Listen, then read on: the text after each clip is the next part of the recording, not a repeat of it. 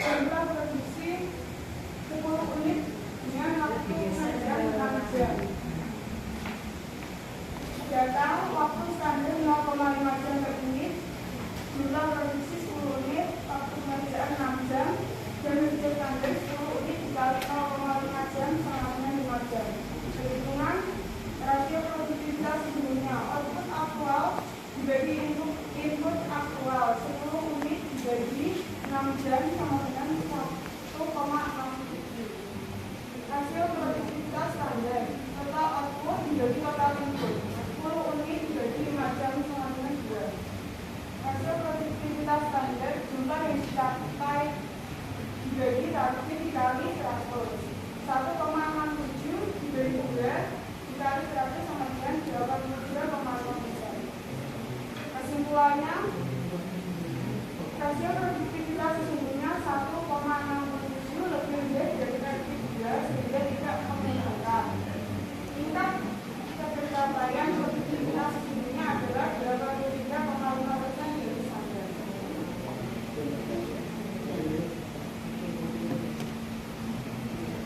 Dampak ekonomi produktivitas. Apabila produktivitas meningkat, laba perusahaan dan penghasilan karyawan juga akan meningkat.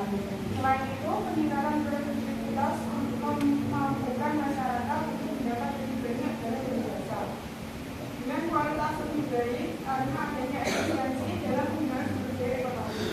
Hal ini terjadi apabila peningkatan produktivitas tidak diikuti oleh peningkatan gaji.